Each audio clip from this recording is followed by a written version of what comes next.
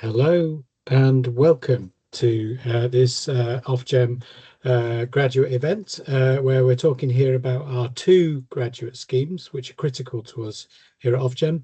One is a digital scheme and one is about our core regulatory business focusing on policy and analytical roles and like. Welcome, glad to have you here with us today. My name is Richard Banks. I'm a Deputy Director here at Ofgem, one of our Deputy Directors. You'll get to hear from another Fiona a bit later. I'm responsible for our infrastructure group activities, coordination and prioritisation, and we're a critical user of the scheme and as a senior manager who really values the talent and skill set and enthusiasm and capacity and capability that graduates bring to us as an organisation. I'm really glad to have your interest in us as an employer. So we, Ofgem, you are critical to us as potential graduates here in our organisation. Our current graduates, who you'll get to hear from during the course of this call, are critical to our work as the Great British Energy Regulator. And that means we're based out of the three offices in London, in Glasgow and in Cardiff. And you are welcome to base from all of those places and spaces. We are agnostic on that point because we've got active offices in all spaces and places. So today you will hear from James and Jess. So James leads on the regulatory core business scheme and Jess leads our digital scheme. More importantly, you will also hear from Ivy, Suleiman, Priya and Joseph, who are current graduates on the scheme. You will also hear from Fiona Campbell, who, like me, is one of our deputy directors here, who was originally on the graduate scheme. We've been running it for quite a while. And she's progressed to a deputy director here, so you get to hear from her lived experiences from graduate scheme through a career. And then last but not least, you'll hear from Lynn Robertson, who works as a talent manager in our recruitment team, who can talk to you about the details of the process and how the assessments will work in any of those kind of areas.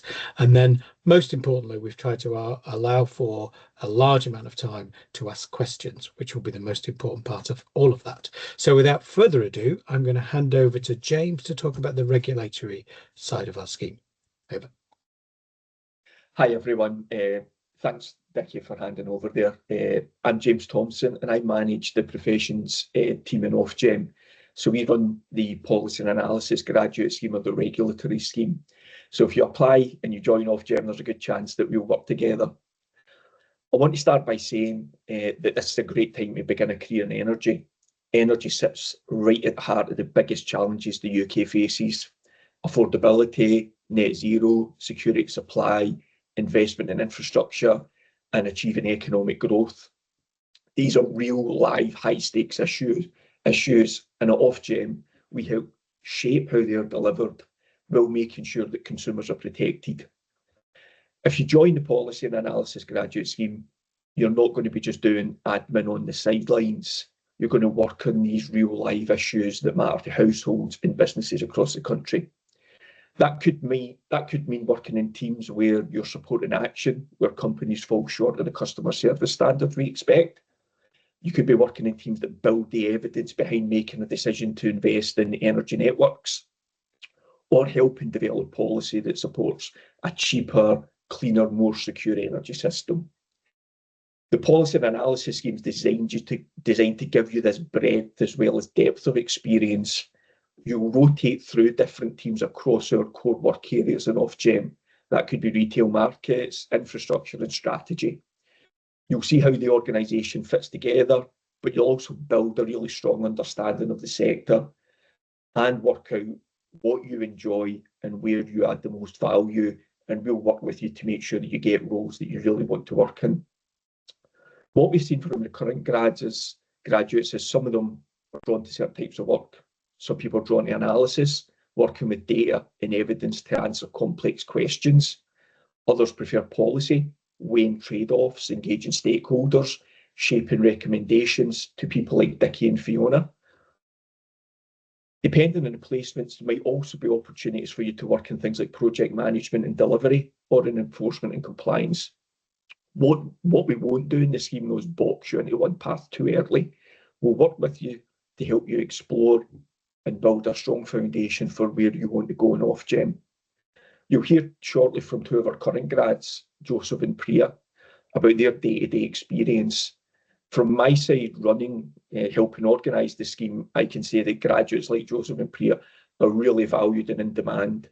Teams actively seek them out, and there's often more roles available than there are graduates to fill them, which is a problem for me, but a good problem to have.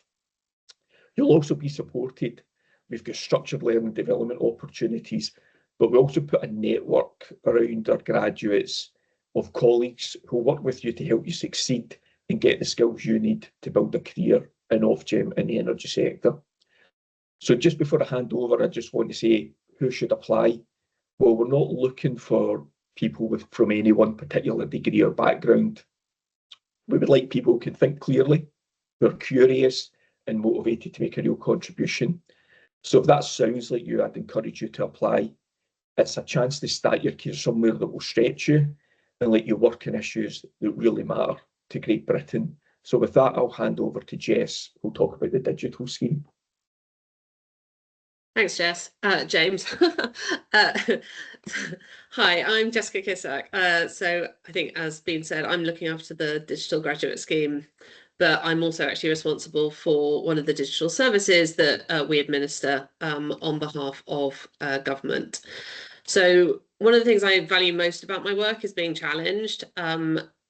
In the sense of every day is different, every day is new, and that's something you'll experience here at Ofgem, whatever digital delivery placement or role you're in. So the challenges you may experience in a digital delivery graduate scheme might be about a design decision, about how best to meet a user need, for example, whilst making sure that that design is technically feasible. It's also about working with legacy platforms so that they continue to be robust and secure. But you could also be developing a completely new service that is kind of delivering policy that the government is looking to implement now, for example.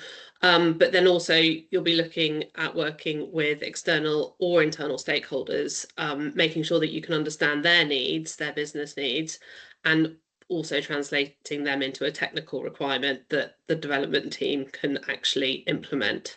So the variety keeps the work interesting and meaningful. And I think fundamentally, which is something James alluded to, all of these services that we deliver are critical to ensuring that the government's net zero and broader energy ambitions can be realised. Some of you may already have a clear idea of the career path that you want to follow, and for some of you that instinct will be correct, and you won't deviate from that.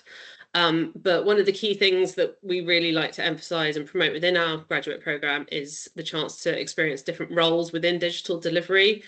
The roles are very, very different. Without experiencing something that may feel a bit out of your comfort zone, you're not really going to be able to understand what you actually enjoy. And kind of stretch yourself to see whether something you hadn't even thought about could actually be something that you're really interested in. And I know that Suleiman, who's going to speak later, will kind of talk about his journey in that space. So yeah, that breadth of experience is something that we really build into the programme by design. There are full placements of 6 months each, so you have enough time to get really embedded into a team and a role for each one. But we do really encourage people, graduates, to transfer between disciplines in quite a significant way. Throughout the programme, you'll also be working on live products. None of this is kind of pretend behind the scenes stuff. You will actually be tackling real issues and having a real impact. You'll also be supported every step of the way, so that each placement comes with its own training opportunities. You'll have a kind of mentor equivalent person to make sure that you upskill appropriately into that role, but critically you will be expected to kind of actually work within a team delivering actual outputs throughout each of your placements. In terms of your progress, so because you will have a work manager, essentially, your progress will be assessed by the same person on an ongoing basis, and that assessment will be through kind of one-to-one feedback, but also through technical development, some kind of problem solving activities, and also how you apply Ofgem's values within each of those placements. Finally, couldn't talk about a digital graduate scheme without referencing AI. So Ofgem is actively embracing AI. We're using it to improve day-to-day administrative tasks, but also within a digital space in more technical areas as well. So both from a digital delivery perspective, but looking at how we use data better within the organisation to kind of drive decision-making and administrative effectiveness. And we are now using it to write and support code within our development teams. And all employees, including graduates, are expected to integrate AI into their work, into how we work. So it does mean that you'll be developing skills in those areas that are genuinely future focused. The final thing I wanted to say is that our current graduate intake, who are now in their last placement, and again, similar to what James was saying about the generalist scheme, are in extremely high demand across the digital delivery directorate, and hopefully that illustrates the real value and start to your career that this programme can give you. I'm now going to hand you over to Ivy, who is one of those graduates, who can tell you in their own words about their experience of the scheme. Over to Ivy. Hi everybody. So yeah, I'm Ivy. I studied music and electronics at York University, and then I joined Ofgem sort of on this digital grad scheme. And since starting, I've basically only been doing software development. It was something that I'd done previously in the private sector, and found that I enjoyed it, but I wasn't really sure if I wanted to do it long-term as a long-term career. And then upon sort of joining Ofgem and working as a software developer, I found that I really enjoyed it. And I've just been, I know Jess spoke about how important it was to do sort of variety, but I've basically just done software development. But even having said that, I've still become familiar with the other placements through sort of, talking to other grads, and like there's all these different kind of training and learning things that we do every now and then, and stuff like that. So I did still gain the familiarity that she spoke of. Yeah, I mean, I've really enjoyed working at Ofgem so far. I mean, it's a bunch of really good teams. Despite sort of being on the lowest rung of the ladder, you still feel like you're sort of, respected, and that your contributions are valued. And I've been able to make a pretty significant number of quite major contributions in my time at Ofgem. Won a bunch of awards. Now I'm just posting. Yeah, no, I think it's really good. Digital delivery is a great director to work with, and I really enjoy working as a software developer. I recently interviewed for a permanent role as a software dev and got it, so I'll be starting that at some point. Sorry, I'm just double checking my notes. Yeah, I don't really have anything else to add, so I'm going to pass over to Solomon. Yep, thank you, Ivy. So as you've heard now, I'm Suleiman. I studied computer science at Queen Mary, and I got there first, and then this was my first job out of there. I'm currently doing service design rotation, which is a UCD-based role, but I've done rotations in testing, development, and interaction design. So unlike Ivy, I've actually moved around quite a bit. So yeah, for me, that is something I really want to point out with the grad scheme. It's a really great chance to experiment. Coming out of university, I was really sure I was going to do software engineering or development because it was what I was most familiar with. And despite doing a couple modules on UCD, it wasn't something I was that interested in. But on a whim, I decided to do interaction design as my second rotation after doing development, and I really enjoyed it. The workflow and the interaction with more people was something I really enjoyed, and I found out that I really like working with people, and that was something I really wanted to develop more. So I actually decided I want to go into UCD more, and then that's what I learned about service design, which is what I'm currently doing now as my rotation. With that said, I would really encourage everyone who does this to be open to explore and try new things. As Jessica mentioned, you're going to have a manager who's going to push you to do new things. You're going to get training within your rotation as well. for that role. And there's also like courses and stuff you'll be provided as well when you're in about wider Ofgem or just digital services generally and other roles which are available. So I really encourage that. And I've also want to mention that like being in a grad cohort is such a great thing as well, because you have like 10, maybe 20 different people who are all new to an organization. They're learning is about this stuff doing, and you'll have your own chats as well, which will let you sit back away a bit from the work whilst in work and get that experience as well. In terms of what I do day to day as a service designer, I know it might not be something a lot of you have heard about. To be honest, it's a lot of meetings.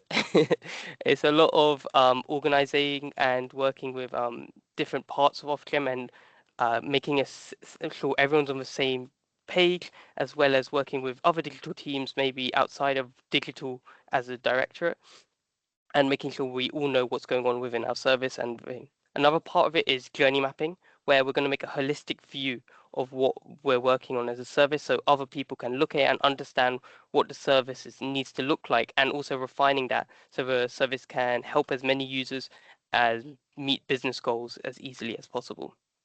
Ultimately, I'm really enjoying this rotation. Something I'm really enjoying is working with external stakeholders, which isn't something I'd done before. And it's not something I would have known I would have liked without the grad scheme. So I really appreciate for that alone. And I really encourage people are open to exploring different things. That's all for me. And with that, I'll head over to policy and analysis grads, starting with Joseph.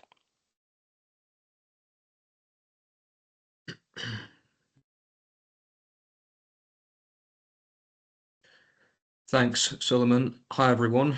My name's Joseph, and I joined Ofgem on the Generalist Graduate Scheme in September 2024.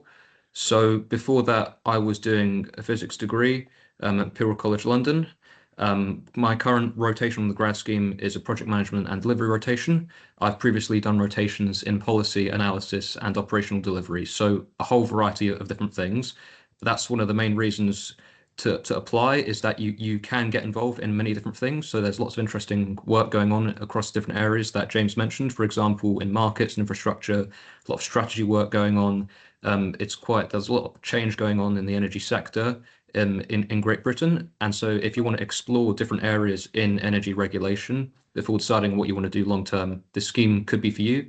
And another reason to apply is that you can learn a lot on the job, and you have some good support networks as well. So you get a work manager and a personal development lead mentor. You've got the graduate cohort, the wellbeing champions, and the mental health first aiders. There's a good focus on mental health and wellbeing, and having a good work-life balance, which is really, really important. And there are several start networks, community and activity groups, and extracurriculars to get involved with, such as book club, table tennis, chess club, quiz nights, public speaking, and also each office has like a social committee. So for example, I'm based in the London office and I'm a member of the London Social Committee, and we help organise several different events, and that's quite fun as well.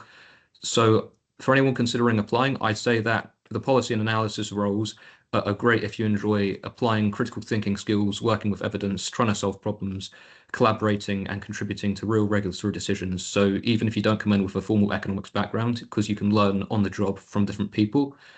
So I'll talk about my analysis placement. So this was in the evaluation unit, and we were looking at trying to understand how a particular policy intervention, if that was working as it intended.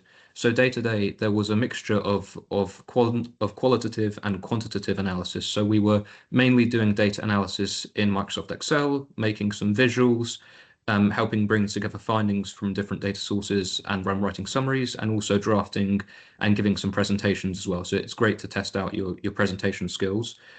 So in terms of analysing evidence, we did have to go through a lot of research and review policy and evaluation documents. We were also evaluating processes, methods, and outcomes. What I particularly enjoyed about my analysis role was the depth of analysis that I could do, and having the time and the space to properly ask questions such as, what's driving these outcomes? Is there a causal link here? And this can help support evidence-based decision making.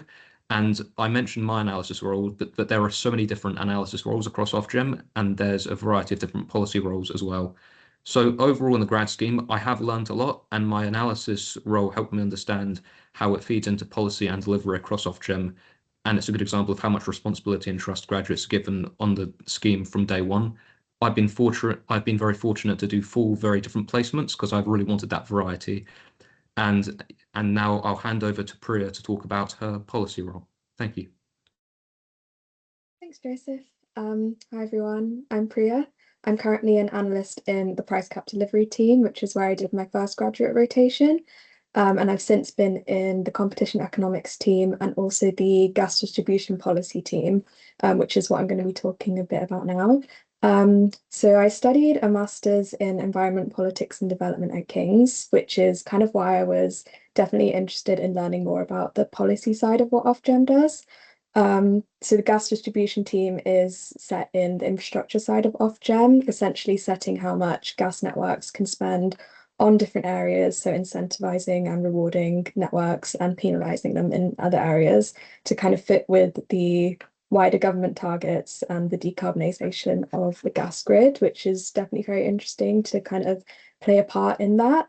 In terms of the typical day-to-day work that I was doing in policy, a lot of it was engaging with external stakeholders. So, for example, the gas networks, suppliers, consumer groups, local authorities, and DESNES also, just to kind of make sure all our interests are aligned with our policy intent through working groups, formal consultations, things like that. I also had the opportunity to lead on 3 policy work streams in the team. So overseeing the whole policy process, so setting the policy, drafting the policy, and then kind of the government governance that came after that, which I think was a really great experience to be able to kind of see that process through to the end and kind of see the consumer impact as well and kind of the difference that the work of a graduate can make. Other work included presenting to seniors for policy steer on decisions and also supporting the wider team during the publication process. I think the policy rotations on the graduate programme can be really varied. So I know some other grads have completed rotations in net zero strategy, connections, offshore wind coordination, affordability and debt. So there's definitely a lot of variety there. You get to kind of learn about different areas of Ofgem in a lot of depth, which I think is really good. I also think the grad scheme is very unique in that you can kind of shape your own experience based on what your interests are, what skills you want to develop. For example, if you want to focus more on analytical or technical work, or you'd rather work on the policy side and kind of focus more on that. And also between infrastructure and retail, there's a lot of variety in what is offered on the graduate scheme. And as Joseph mentioned earlier, the culture is very supportive. There are also lots of other opportunities alongside the grad scheme at Ofgem that we got to kind of be a part of. For example, work shadowing of senior leaders, site visits, conferences, and a lot of other training opportunities, which creates a really well-rounded experience. And so I definitely recommend to anyone interested in regulation, policy, or the energy transition and who would want to start a career in that space. I'm now going to hand over to Fiona, who's going to talk a little bit about her experience previously being a grad.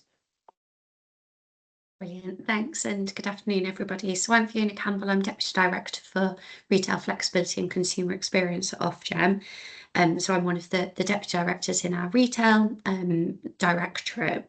And I joined Ofgem 8 years ago on the graduate scheme myself, and then have progressed through various roles during that time, and most recently being promoted into this role in August of last year. And so I wanted to just offer a bit of perspective about someone who's done the graduate scheme and then how it set me up for success in the organisation and into leadership roles. I, similar to many of the grads that you've already heard from on the current scheme, joined Ofgem having done a degree that was not focused on economic regulation. So I'd done geography and then a master's in climate change impact and adaptation. So had a real strong focus in policy and how we would undertake the energy system transition. But to be really honest with you, I came into Ofgem in a position that I'm sure many of you guys are in, where I wanted to take that first step in my career, and I was firing out lots of applications, and I'm so happy that took me into Ofgem, because it has set me on a fantastic path and helped spark a really strong sort of passion and interest for the energy system and sector and all of the challenges that it faces. In terms of sort of my experience through Ofgem, so similar to the graduates you've heard from on the scheme, I did 3 rotations, all in policy teams from a variety of different areas of Ofgem. And some of the things that it set me up with that I still benefit from in my current role today is that it gives you a huge network of colleagues amongst the organisation. Because you rotate round, not only do you have your peer group of graduates who are a fantastic network and super supportive and a really great peer group, but it also means that you grow a network of all of the different people in the organisation that you have engaged with. And this becomes such a skill in a huge organisation, because it means that every team that you go to, you add such value for all the connections and different perspectives that you can help bring together. Similarly, you work on such a cross-cutting range of policy areas that really stands you in good stead for when you want to progress through the organisation, because it means the range of roles that are suitable for you is really broad and vast. But also, one of the key things that is needed in leadership roles is that ability to look strategically across a lot of policy areas and drive forward direction. And the graduate scheme really sets you up with having that exposure to complex problem solving, lots of different areas, and gives you a great basis. I thought also worth then touching on maybe why I have chosen to stay in Ofgem and build my career up following the graduate scheme and take on various different roles. And part of that is that the work we do is really dynamic and it's always changing. But there is a constant purpose and focus within that on making sure that we're supporting consumers and that we're driving forward their interests, and that we're setting up the energy system and the energy market and sector to be able to handle the energy system transition. And what that means is it's always changing. So there's lots of different challenges, whether that's coming from a change of government, bringing new missions, new mandates that we need to work within, or like we're seeing in the current climate with the Middle East crisis flowing up different challenges, which means that I won't quite say no day is ever the same, because as we've heard, there's always lots of meetings and people have talked about that, but no period of work is ever the same with the different challenges we have to face. And that's why I've been so sort of happy to keep on staying in Ofgem, building up my experience and taking on different roles, because I've had the opportunity to work across loads of different areas. And I guess then the final thing to touch on is just that the people are super supportive. There's a really social culture, a very supportive culture, and a really inquisitive one. And therefore, you'll find yourself full of surrounded by like-minded people. So that's just a little bit about my experience, but very happy to pick up on questions during the Q&A. And I will pass over to Lynn. Hi everybody, lovely to meet you virtually. So I just want to kind of share some kind of hints and tips that we really hope will support your application stage all the way through to assessment. So there's a few kind of key areas that I want to kind of cover off with everybody. So firstly is around eligibility. So the civil service nationality rules are different from the general right to work in the UK. So it's possible, whereas you might have the right to work in the UK, you might not be eligible to work for the civil service. So what I would strongly encourage you to do is to check the nationality requirements early before you can invest any significant amount of time in any application or anything. Visa sponsorship is probably another area just to kind of cover off as well. So whilst we are absolutely a sponsorship employer for these particular roles, they do not qualify for sponsorship. They don't meet the Home Office salary or eligibility thresholds. So unfortunately, that means we will be unable to sponsor any candidates that require visas for this particular campaign. We referenced earlier on about the use of AI, and it's absolutely an amazing tool. But what I would like to kind of highlight to you is, and my best advice to you really is, you're thinking about your application, kind of draft your application yourself, thinking about your own evidence and your own experiences. And if you choose to use AI, then use it as more of a kind of support tool for checking things like your grammar, like kind of clarity or structuring your application. I would strongly advise you not to use it just to kind of give generic answers to the application questions, because you're unlikely to be successful at the SIF stage. How Ofgem and the civil service recruits is all through the kind of success profiles framework, and it's a kind of flexible framework which is really designed to allow kind of candidates to demonstrate skills and experiences using a whole host of different assessment methods.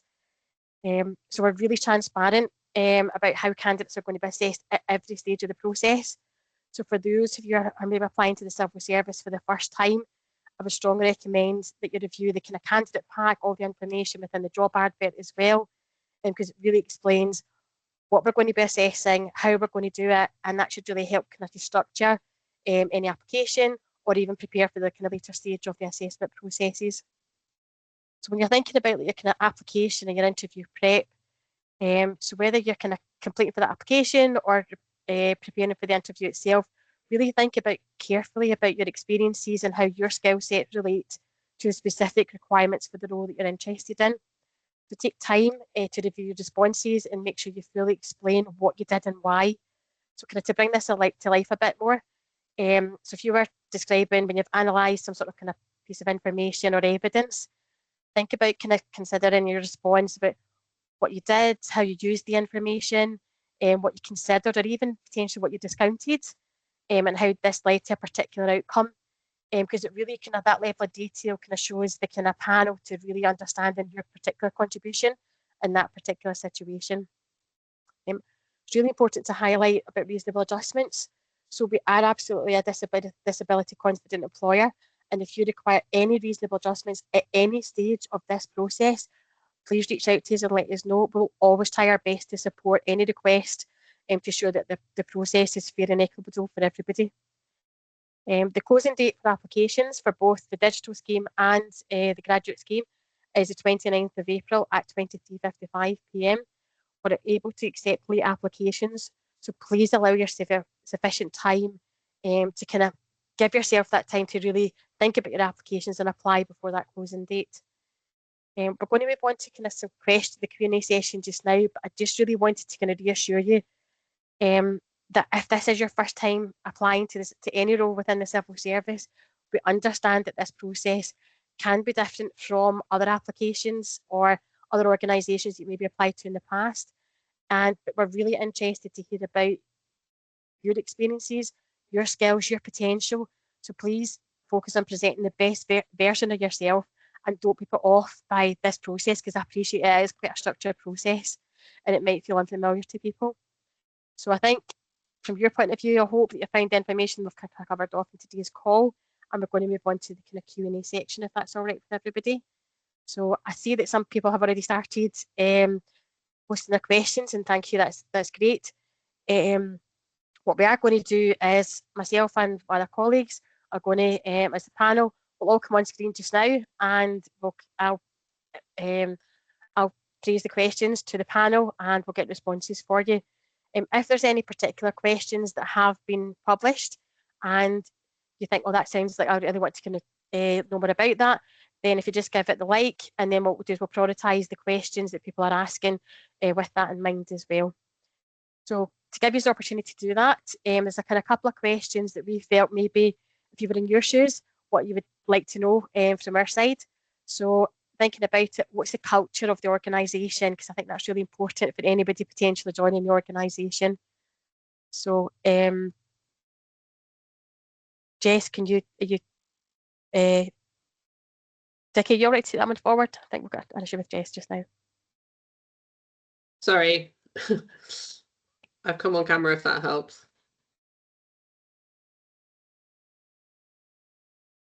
Okay, I think technology is maybe not our friend just now. Oh, perfect. There we Thanks, are.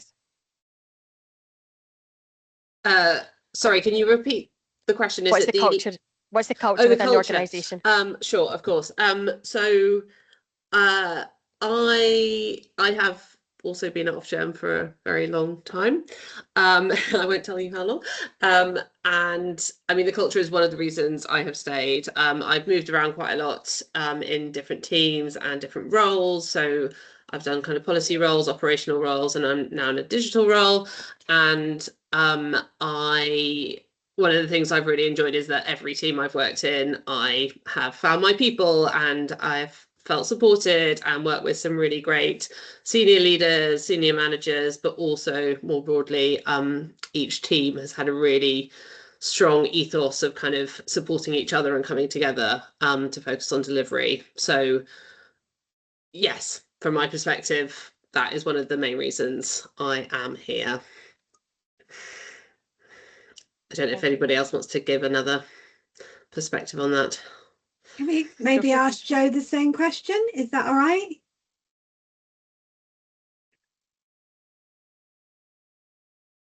Sure, I can talk about culture. So yeah, just echoing what Jessica has said about it. The culture is genuinely really great. There are great support networks, and people do genuinely look out for each other and support each other. I have not encountered anyone who has been mean or rude or dismissive. People are always happy to help and to give their time.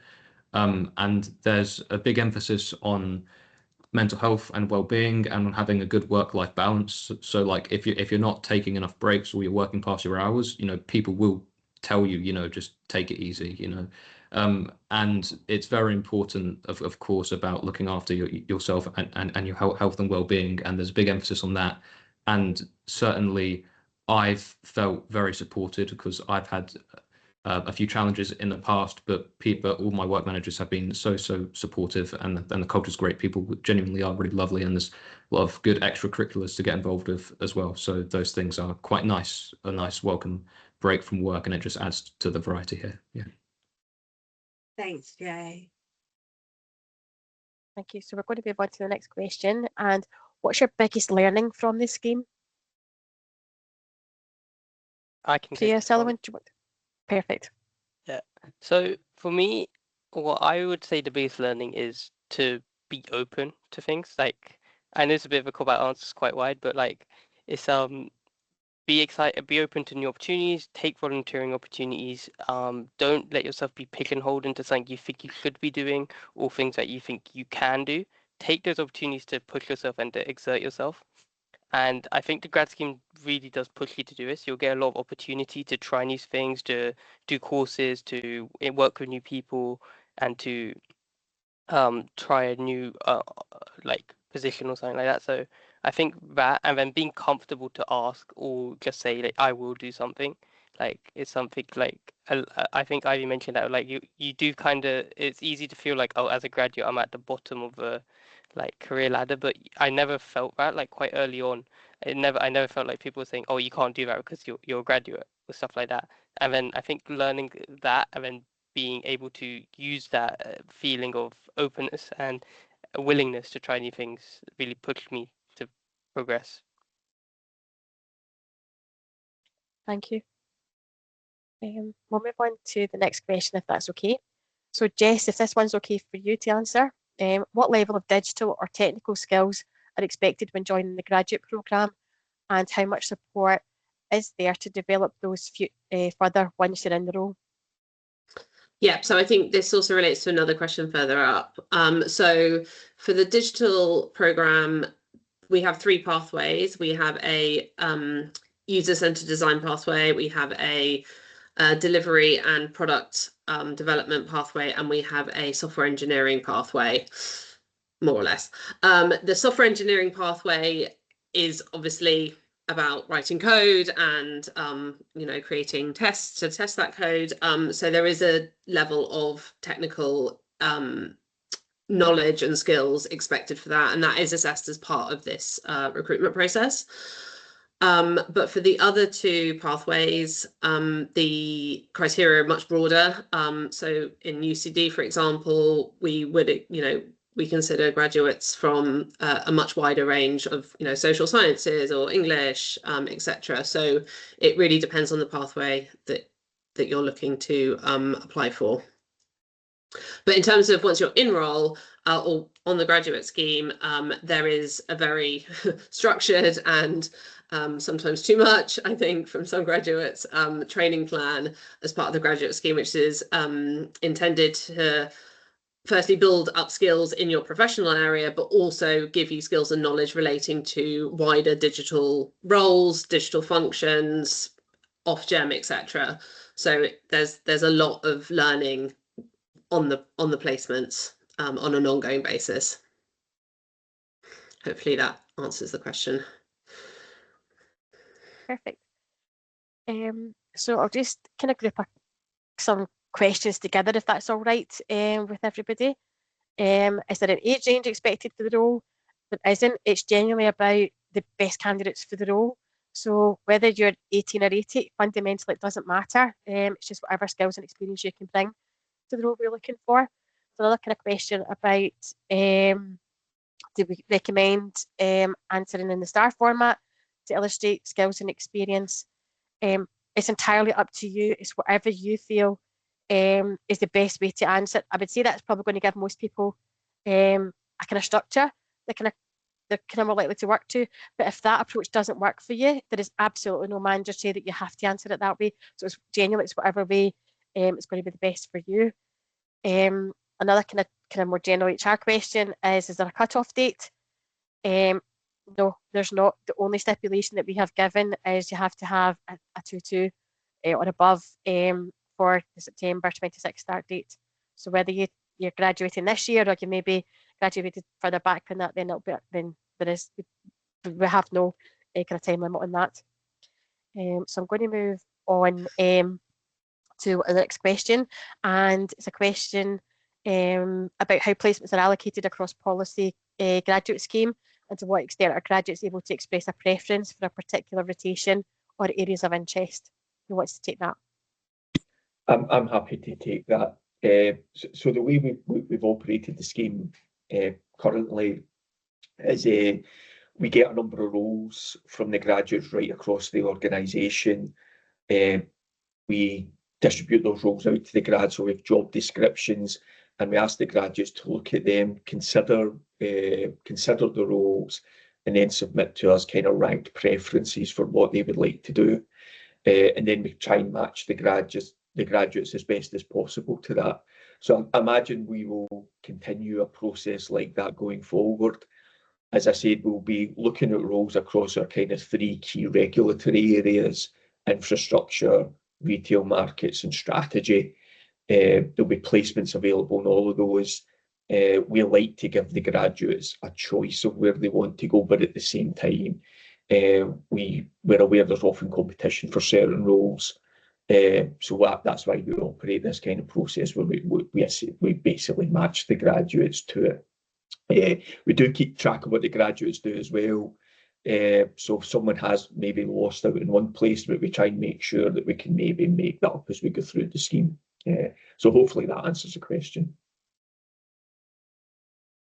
Thanks, James. So another question for one of our grad colleagues, maybe Joseph, do you want to answer this one? Looking back at your first 6 months on the scheme, what do you wish you'd done differently to make the most of it? And for the other panel members, in your first 6 months in Ofgem? Sure, yeah, I can answer that. So I think one of the things I would try not to do is I would try not to agonize over doing everything perfectly, every piece of work. I tend to worry too much about a lot of different things, and I was trying to make every piece of work perfect, and so it would kind of get in the way of doing things to a good standard. So don't let perfect be the enemy of the good. You know, they know you're a graduate, they know you're still learning. No one expects anyone's work to be perfect, well, neat and polished. You know, they expect you to have a good go, and if you show up, put in the effort and do your best and ask for feedback, you will get a positive response. And also, I would try to be, I guess, a bit more open-minded about some of the roles available. So, as I said previously, my background is physics. I did a physics degree, and I was placed in a policy role for my first rotation. And initially, I thought, why are they putting me in policy? I don't know anything about policy, but I tried to gradually be more open to it, and I ended up really enjoying that placement and doing some good work. And I got to contribute to a policy consultation, which was published. So that was very good to get involved in that. So yeah, be bold, do your best. Thank you. Joseph, so I'm going to just, there's quite a few questions about energy sector knowledge. So James, are you okay to kind of cover that off and just kind of summarise it? Yeah, that's absolutely fine. Individual questions. Yeah, that's absolutely fine. I see there's a few questions about whether you need prior knowledge of the energy sector, or I think someone said they've got a project management background but an interest in sustainability and policy. Can they apply? Yes. I mean, you don't need any prior knowledge, specialist knowledge of the energy sector. That's not what we're assessing when we go through the process.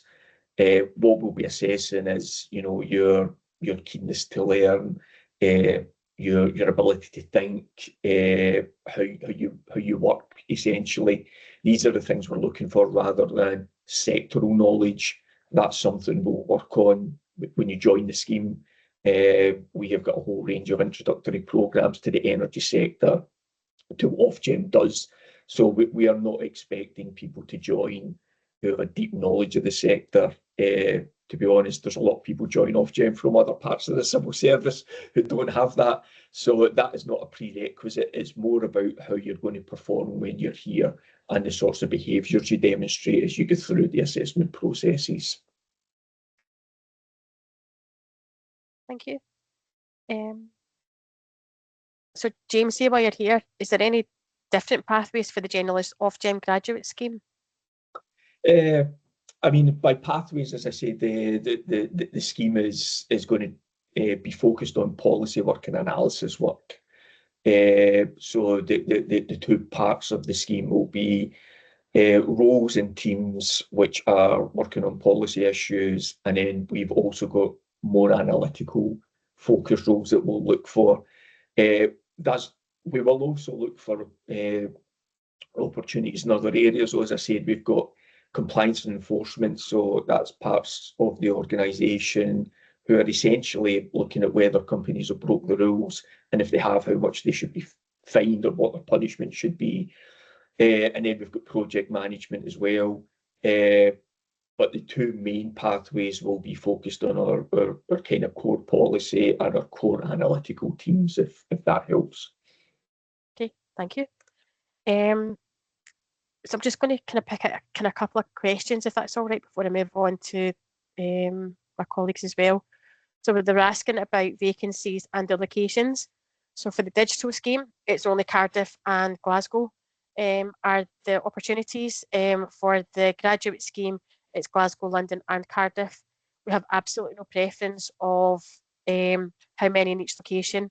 It's just generally going to come down to the most suitable candidates will be offered the roles, and we'll work out the locations from that way. But please bear in mind, London is only available to the graduate scheme. Sorry, Lynn, I wonder if it's worthwhile saying, just in Ofgem, when you're in a team, you're frequently in teams who work across all three offices. So the offices are not like self-contained parts of the organisation that don't speak to each other. We're spread right across all three offices.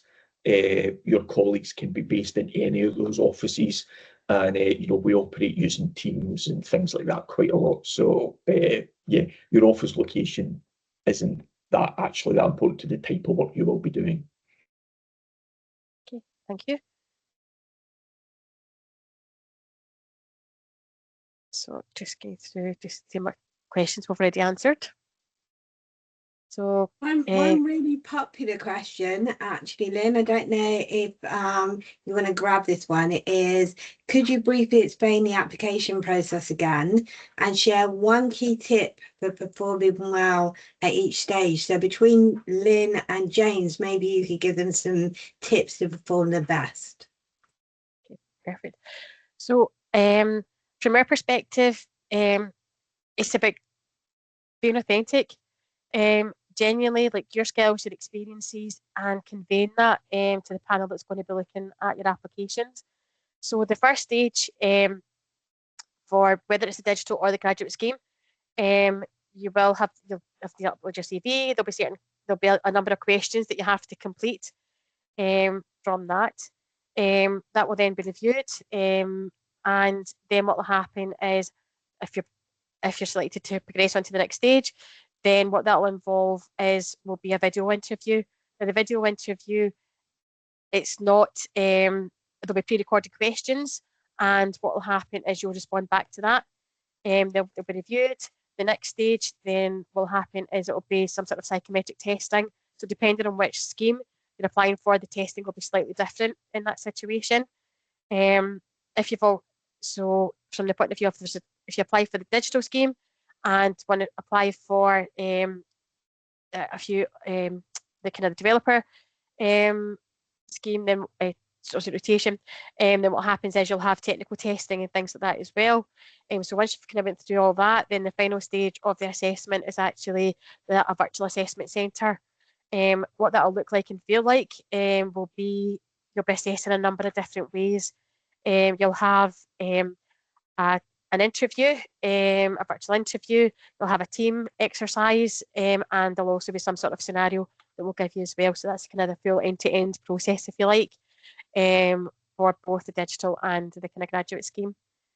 James, do you want to kind of say, James and Jess, do you want to say more about the digital and the grad scheme? Yeah, thanks, Lynn. I mean, I think you've described the process really well. I won't say anything more about that. I would just say in terms of the sort of general scheme of the policy and analysis scheme, I mean, what we're trying to assess is sort of potential, really. We're looking for graduates who, may join the organisation permanently, who become our kind of future leaders like Fiona. So, I mean, as we go through the assessment processes, we're looking at things like your judgment, your ability to learn quickly, how you break down complex problems, can you identify what matters most, do you ask the right questions? So I would say that's the sort of things to think about and bear in mind when you apply and you go through the assessment processes, is just displaying those behaviours. But I'll hand over to Jessica. I mean, I don't think I've got very much to add to that. Obviously, for the development pathway, there is a bit more technical assessment as part of the assessment centre, kind of scenario-based assessment. But yeah, broadly, the assessment centre, based on my understanding, because I wasn't actually involved in it last time, is very much looking at kind of how you work as part of a team, etc., etc. So it is all around those behaviours, and to James's point, potential. Thanks. Thank you. So kind of moving on, there's a lot of questions around qualifications and levels of qualifications. Vicky, are you okay to take that? Just kind of talking in general terms. Sure. I wonder if we should. There was a question on analysis that I think Priya was going to answer, and then sorry. I'll answer all my questions and then close off. I think is probably the best thing to do on timing. Priya's on. Sure. Yeah, so I think someone asked kind of if there's any programming requirements for any of the analytical work on the graduate scheme. I would say no. I think you don't need any particular understanding of Python or any other programming for any of the analysis roles. If you have that, that's great. I think then some managers might take that and kind of you can develop those skills definitely if you want to. I think for some analysis roles, there might be some kind of basic understanding of Excel required, potentially of regulatory economics, but for a lot of them, it's very open to everyone. I've definitely had opportunities to learn Python from scratch, RStudio as well, and do training on Excel and Power BI, amongst many training that's available through the graduate program and through the analysis profession as well. So I think definitely there's no kind of expectations of technical or analytical or programming skills required for any of the analysis roles.